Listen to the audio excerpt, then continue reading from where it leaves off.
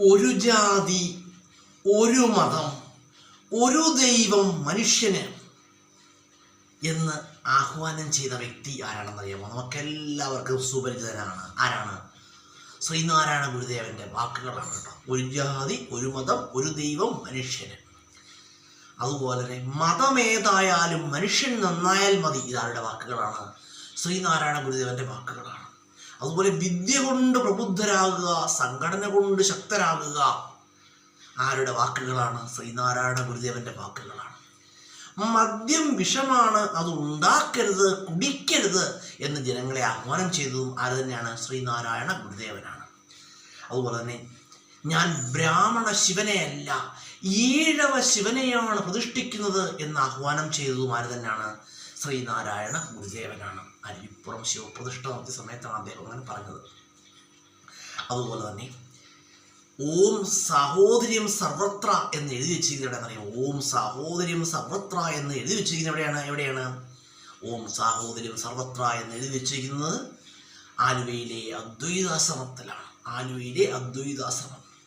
അതുപോലെ തന്നെ പറയുകയാണെങ്കിൽ മനസ്സാണ് ദൈവം, മനസ്സാണ് ദൈവം എന്ന് പറഞ്ഞതാരാണ്? ബ്രഹ്മാനന്ദ ശിവയോഗി. ബ്രഹ്മാനന്ദ ശിവയോഗി.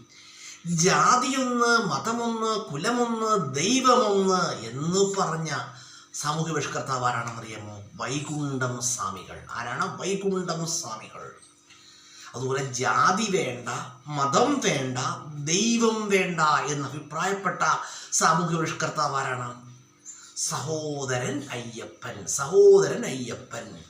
ഞാനിതാ പുലയശിവനെ പ്രതിഷ്ഠിക്കുന്നു എന്ന് ആഹ്വാനം ചെയ്തത് എന്ന് പറഞ്ഞത് ആരാണ്? മഹാത്മാ അയ്യങ്കാളിയാണ്. ആരാണ്? മഹാത്മാ അയ്യങ്കാളിയാണ്. അതുപോലെ തന്നെ എൻ്റെ പത്രാധിപരല്ലാതെ അച്ഛൻ കൂടും എന്തിന് എന്ന് പറഞ്ഞ സാമൂഹ്യ പരിഷ്കർത്താവ് ആരാണെന്നറിയാമോ? ആരാണ്? വക്കം അബ്ദുൽ ഖാദർ മൗലവിയാണ്. വക്കം അബ്ദുൽ ഖാദർ മൗലവിയാണ്. എൻ്റെ പത്രാധിപരില്ലാതെ അച്ഛൻ കൂടും എന്തിന് എന്നാര് പറയുകയുണ്ടായി? വക്കം അബ്ദുൽ ഖാദർ മൗലവി പറയുകയുണ്ടായി.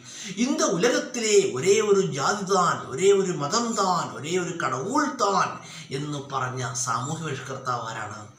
തൈക്കാട് അയ്യാഗുരു. ആരാണ്? തൈക്കാട് അയ്യാഗുരു. വേല ചെയ്താൽ കൂലി കിട്ടണം എന്ന് പറഞ്ഞ സാമൂഹ്യ പരിഷ്കർത്താവ് ആരാണ്?